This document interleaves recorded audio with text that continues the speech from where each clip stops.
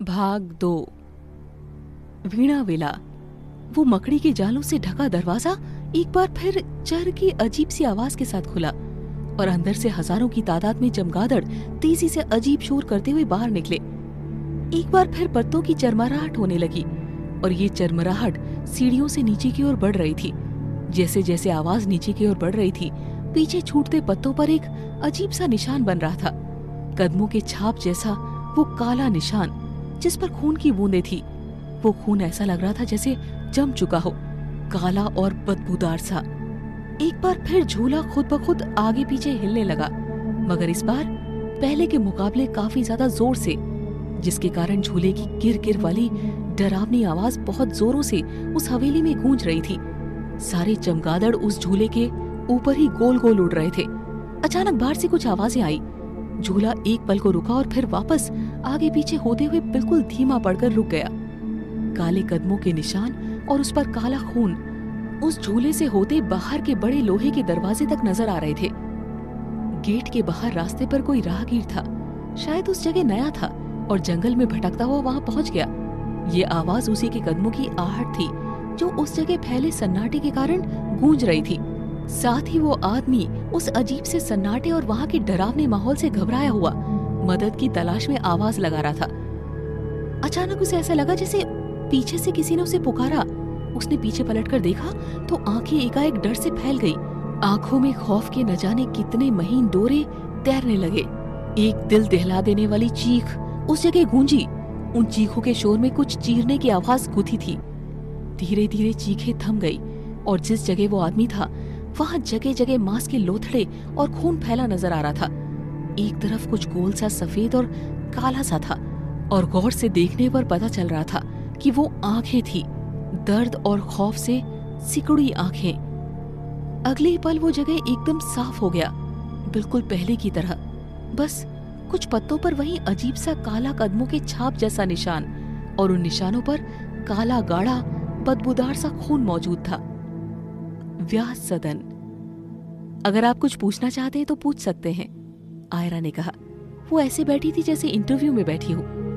क्या तुम इस शादी से खुश हो आयरा?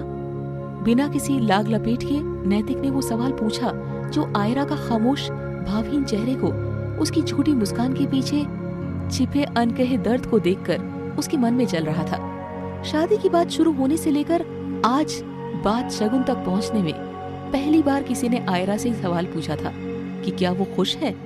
उसने सर उठाकर नैतिक को देखा। आंखें उसकी भी हैरानी से फैल गई।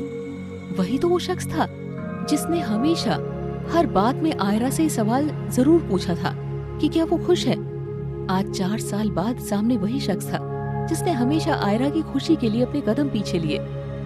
उसकी खुशी के लिए कितनी ही बार कितनों से लड़ पड़ा। आज एक बार फिर इतने वक्त बाद किसी ने आयरा से उसकी खुशी के बारे में पूछा और कमाल की बात थी कि हर बार की तरह ये सवाल करने वाला कोई और नहीं, नैतिक ही था। नैतिक, आप? हैरानी से आयरा के मुंह से निकला और वो कुछ साल पीछे चली गई जब वो 19 साल की हुआ करती थी। Gandhi medical college, Bhopal. 19 साल की आयरा ने 12वीं के बाद 1 साल ड्रॉप लेकर नीट परीक्षा की तैयारी की और अपने अंकों के दम पर भोपाल की जाने माने मेडिकल कॉलेज में उसका एडमिशन हुआ। आज उसका पहला दिन था। थोड़ी घबराई सी थी वो, लेकिन चेहरे पर झलकते आत्मविश्वास में कोई कमी नहीं थी। अपने परिवार की लाडली आयरा अपने डॉक्टर बनने के सपने को पूरा करने इंदौर से भोपाल आई थी, लेकिन गेट के पास ही सीनियर्स ने उसे घेर लिया। बचपन से आयरा ने विजय जी और पुलकित से यही सीखा था कि अगर कोई बेवजह डराए तो उसका डटकर सामना करो। सीनियर्स ऊटपटांग से टास्क दे रहे थे। गेट से एंट्री करने वाले पहले लड़के को किस करने को कहा गया था उसे, जिसके लिए उसने साफ इनकार कर दिया। उसके विरोध से सीनियर्स का ईगो हर्ट हुआ था और नतीजन उन सीनियर्स का लीडर शशांक उसे परेशान करने लगा। उसे जबरदस्ती किस करने की कोशिश करने लगा। ऐसा नहीं है कि वो खुद को बचाने में सक्षम नहीं थी, मगर वो एक थी और सामने सीनियर्स 5। वो घबराकर पीछे हटने लगी, लेकिन शशांक के चमचों ने उसे चारों ओर से घेर लिया था। उसने शशांक को दूर धकेलने की कोशिश की, मगर पीछे से लड़कों ने उसका हाथ पकड़ लिया और तभी किसी का मुक्का शशांक के जबड़े को हिला गया। ये नैतिक था, जिसे देखकर शशांक गुस्से में बौखलाया हुआ उसकी ओर बढ़ा। दोनों में झड़प होने लगी थी। शशांक के दोस्त नैतिक की ओर बढ़े तो नैतिक के दोस्त ने उसे रोक लिया। ये लोग सब 3rd ईयर के थे। बात उनके सीनियर्स तक पहुंची तो वो लोग तुरंत वहां आए। शशांक और नैतिक को अलग अलग किया गया। 5th ईयर के सुपर सीनियर राज अग्निहोत्री स्टूडेंट्स का प्रेसिडेंट था। आज आप लोगों के नए जूनियर्स आए हैं और आप लोग उन्हें यही सिखा रहे हैं, लड़ाई, मारपीट। अगर सीनियर्स ही ऐसे हों तो जूनियर्स क्या सीखेंगे? नैतिक सिंघानिया आप और शशांक शुक्ला आप दोनों मुझे डीन के चैम्बर में मिलिए। और तुम सब, नैतिक और शशांक के दोस्त, दोबारा अगर इन दोनों की लड़ाइयों में सपोर्टर बने नजर आए तो सस्पेंड करवा दूंगा महीने भर के लिए। राज ने अपने रौबदार आवाज में कहा और वहां से जाने को हुआ तो आयरा ने उसे आवाज लगाई, सर। आवाज सुनकर राज रुक गया और आयरा के सामने आकर हाथ बांधे खड़े होकर बोला, यस, इनकी गलती नहीं है तो आप इन्हें सजा कैसे दे सकते हैं? ये तो अनफेयर हुआ ना। आयरा ने बिना डरे कहा तो राज ने उसे गौर से देखा। हल्की सांवली सी घुंघराले मैगी टाइप्स बालों वाली लड़की, क्यूट सा गोल चेहरा, काले रंग की टॉप के साथ नीली डेनिम जीन्स और कंधे पर लड़कियों वाला प्यारा सा बैग। क्यूटनेस ओवरलोडेड थी आयरा। उस पर उसकी बेखौफ आंखें और राज की आंखों में आंखें डालकर बिना डरे बोलने का अंदाज। 1st year? राज ने पूछा तो आयरा ने कहा, वो मैटर नहीं करता। मैं जूनियर हूँ तो क्या सही गलत नहीं समझती? नैतिक सर ने जो किया बिल्कुल सही किया और अगर आपने उन्हें इस फाइट के कारण सजा दिलवाई तो मैं आपके अगेंस्ट मैनेजमेंट से शिकायत करूंगी। मैं डरती नहीं हूँ। सब हैरान थे ये देखकर। राज कॉलेज का प्रेसिडेंट होने के साथ साथ डीन का बेटा था। कॉलेज में कोई उससे ऊंची आवाज में बात नहीं करता था। ऐसा नहीं था कि उसने कभी डीन का बेटा होने का रौब जमाया हो। हाँ, थोड़ा गुस्सैल था वो, मगर बेवजह गुस्सा नहीं करता। बस गलत बर्दाश्त नहीं होता उससे। तो आपको लगता है कि यूं गुंडों की तरह लड़ाई करना सही था? राज उसकी बेखौफ बोली और बिना डरे आंखों में देखते हुए अपनी बात रखने के अंदाज से खासा इम्प्रेस लग रहा था। हाँ, बिल्कुल सही था। ये सीनियर्स मेरी रैगिंग ले रहे थे, जबकि रैगिंग कानूनन अपराध है। इन्होंने मुझे टास्क दिया था कि गेट से घुसने वाले पहले लड़के को मैं किस करूं। मना करने पर ये मुझे जबरदस्ती किस करने की कोशिश करने लगे। तब नैतिक सर ने मुझे बचाया।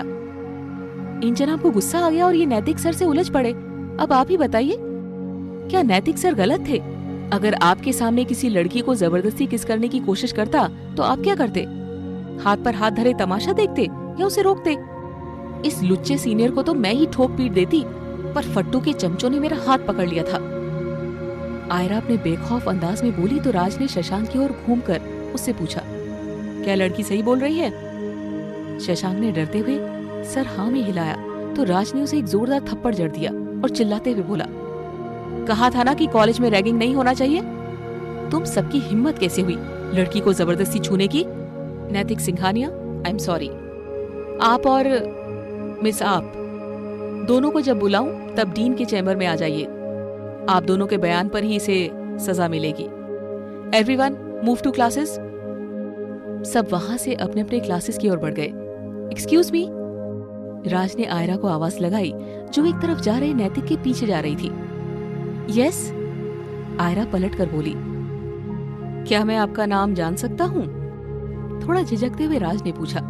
उसे डर था कि कहीं आयरा एक बार फिर अपनी बेखौफ जबान से फायरिंग न कर दे। आयरा व्यास, उसने मुस्कुराते हुए कहा। मुस्कुराते हुए उसका गोल चबी चेहरा और ज्यादा प्यारा लग रहा था, जिसे एक पल को राज देखता रह गया। Beautiful name, just like your smile, Raj ने कहा तो आयरा बड़ी अदा से बाल झटकती हुई बोली, यस आई नो, और हंस पड़ी। हंसते हुए उसके गोलू गोलू से गाल बहुत क्यूट लग रहे थे, जिन्हें देखकर किसी का भी दिल उन्हें छूने को मचल जाए।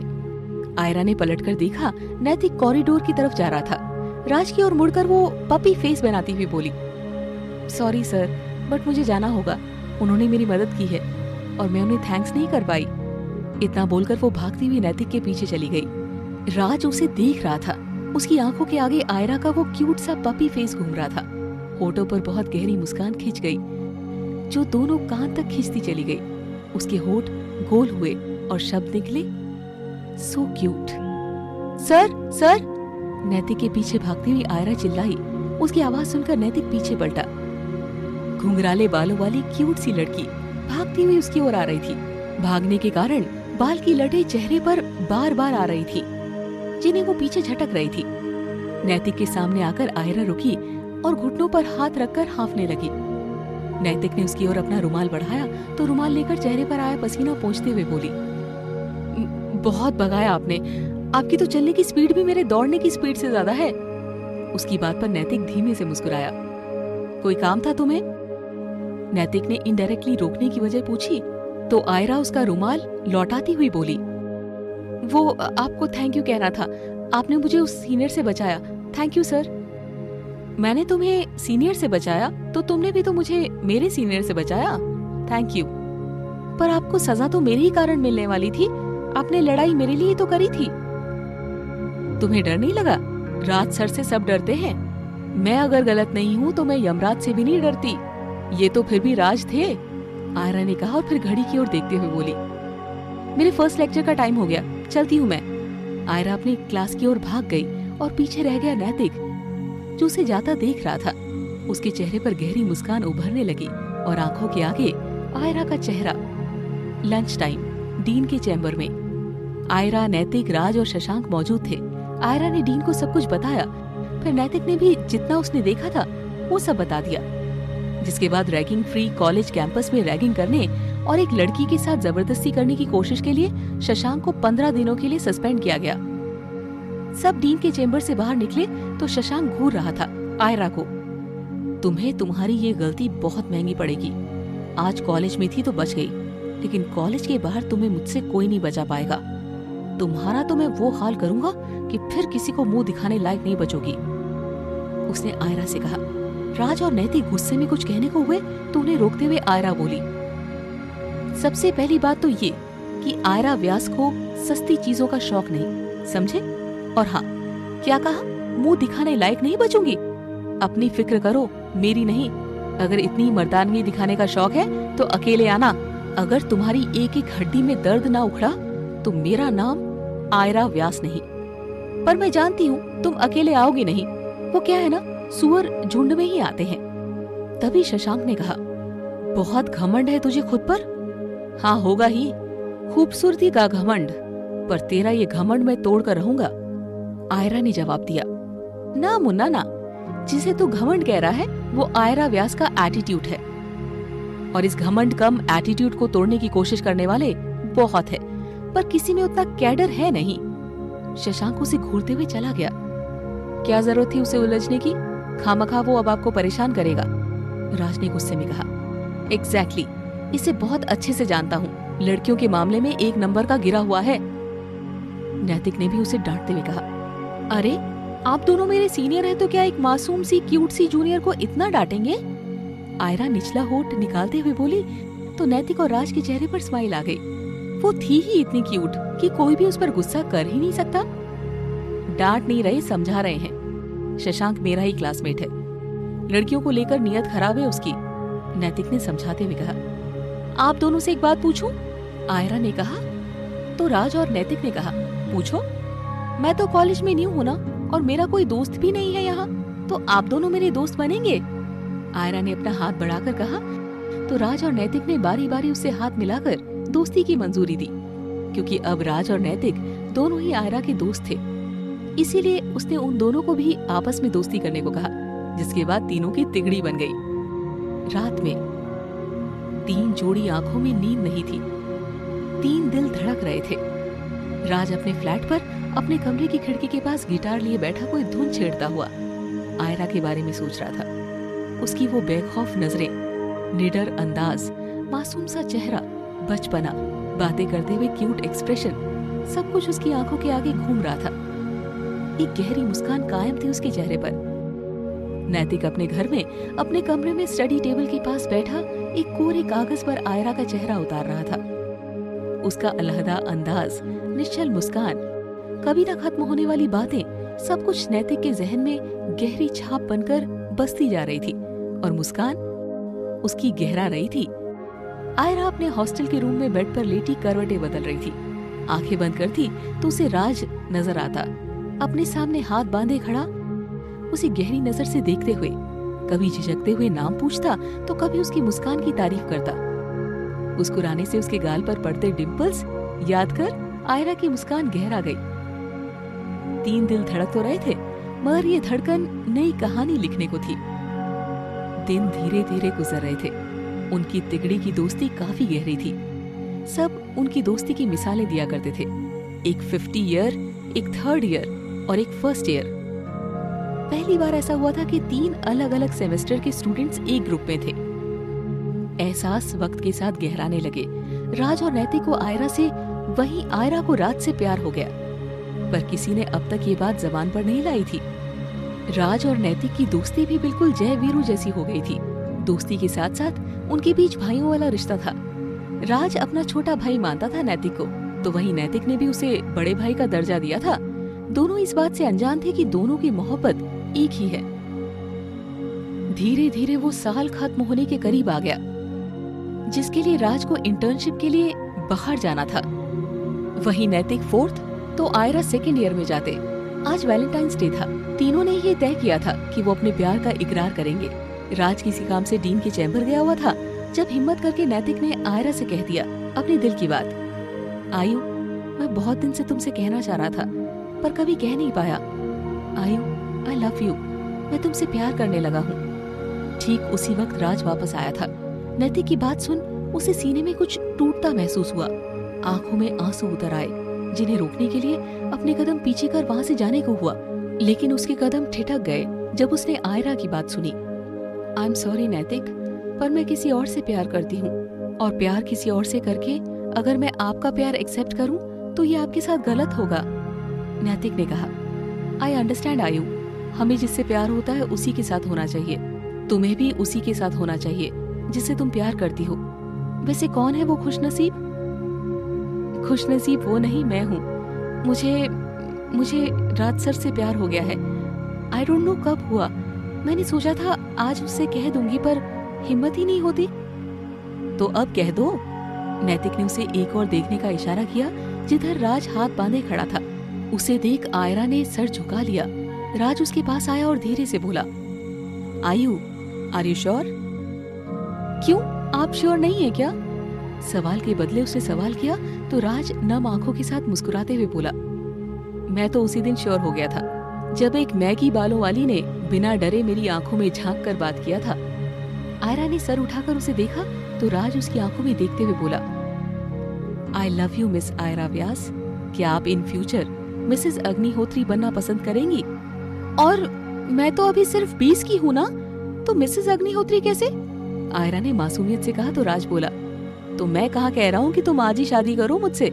जब तुम्हारी शादी वाली एज हो जाएगी तब बन जाना मिसेस अग्निहोत्री। आप तब तक मेरा इंतजार करेंगे? आयरा ने एक बार फिर उसी मासूमियत से सवाल किया। जब प्यार तुमसे किया है तो इंतजार भी तुम्हारा ही करूंगा ना मिस मैगी। राज उसके गाल खींचते हुए बोला तो आयरा के चेहरे पर बड़ी सी स्माइल आ गई। वो तुरंत राज के गले लग गई। राज ने ये एक्सपेक्ट नहीं किया था। वो 2 पल हैरान सा उसे देखता रहा, फिर उसने भी उसे बाहों में कस लिया। आई लव यू सर, मैं आपसे बहुत बहुत बहुत प्यार करती हूँ। और आयरा ने अपना सर उठाकर कहा तो राज उसके माथे को चूम कर बोला, और मैं हमेशा आपके साथ रहना चाहती हूँ, फॉरएवर के लिए। उसने कहा तो उस पर अपनी पकड़ कसते हुए राज बोला, वो तो तुम्हें रहना ही पड़ेगा। मैं तुम्हें जाने नहीं दूंगा मुझसे दूर। 2 दिल मिल गए थे, मिलकर एक दूसरे के लिए धड़कने लगे थे, लेकिन एक दिल टूटा भी था, मगर फिर भी वो खुश था। हाँ, तकलीफदेह था अपनी मोहब्बत को किसी और के साथ देखना, मगर फिर भी वो खुश था आयरा के चेहरे पर स्माइल देखकर। वो स्माइल जो राज की मौजूदगी से आयरा के चेहरे पर चमकती है। उस स्माइल के लिए तो नैतिक अपनी जान भी वार कर सकता था। उन तीनों की दोस्ती पर कोई असर नहीं पड़ा। ऐसा बिल्कुल नहीं था कि नैतिक आयरा से प्यार करता है, इसीलिए राज ने आयरा को उससे मिलने से रोका। नहीं, आयरा और नैतिक की दोस्ती अब भी पहले जैसी ही थी। राज अब भी नैतिक को अपना छोटा भाई मानता है, और नैतिक ने भी राज और आयरा की खुशी के लिए अपने एहसास अपने दिल में ही दफन कर लिए थे। वक्त अपनी रफ्तार से आगे बढ़ रहा था। राज और आयरा का प्यार परवान चढ़ता गया। राज के लिए आयरा का संबोधन सर से राज में बदल गया। वहीं राज उसे कभी प्यार से आयु कहता, कभी बच्चा, कभी बाबू या बेबी, तो कभी बेटू। वो थी भी तो बिल्कुल बच्ची, मासूम और क्यूट सी बच्ची। नैतिक ने कभी उन दोनों के बीच आने की कोशिश नहीं की, बल्कि जब भी कभी उन दोनों के बीच कोई बहस या लड़ाई होती तो नैतिक ही उनकी लड़ाई सुलझाया करता। आखिर वो वक्त भी आ गया जब राज को इंटर्नशिप के लिए उज्जैन जाना था। उज्जैन राज का होम टाउन है। उसने जाते जाते नैतिक से वादा लिया कि वो आयरा का ख्याल रखेगा।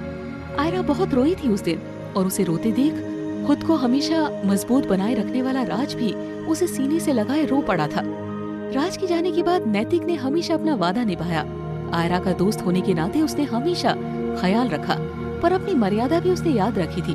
वो जानता था कि आयरा राज की अमानत है, और यही सोचकर वो आयरा से हमेशा एक उचित दूरी बनाए रखता था। आयरा की खुशी के लिए कुछ भी करने से वो कभी पीछे नहीं हटता। मजाल है कि जो कॉलेज में कोई भी आयरा को परेशान कर दे, अगर किसी ने कोशिश भी की तो वो लड़ पड़ता। आयरा और राज की बातें फोन पर हुआ करती थी, और राज हर महीने उससे मिलने भी आता था। इसी तरह पूरा साल बीत गया। आयरा 3rd और नैतिक 5th सेमेस्टर में चला गया।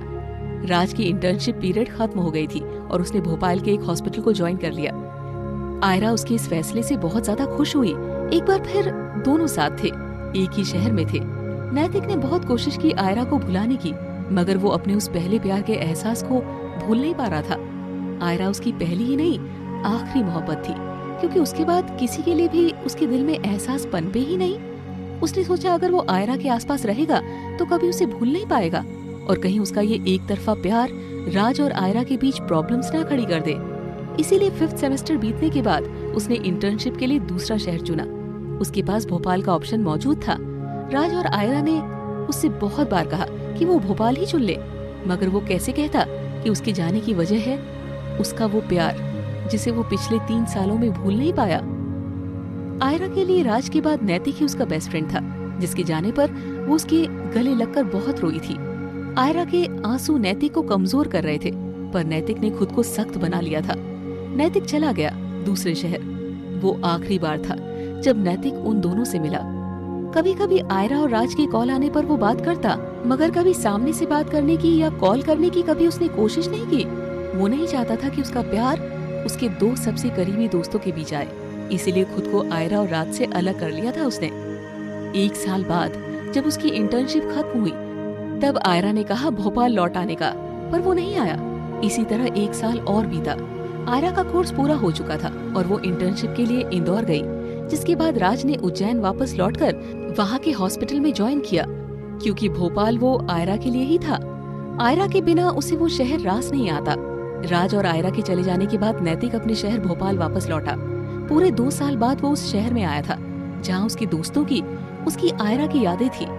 उसने कोशिश नहीं की अपने दोस्तों से मिलने की, न ही आयरा और राज जानते थे कि नैतिक वापस भोपाल लौट चुका था। उनके लिए नैतिक उनकी जिंदगी की किताब में याद नाम का खूबसूरत सा पन्ना बनकर रह गया था, जिसे ना कभी आयरा भुला पाई, ना कभी राज।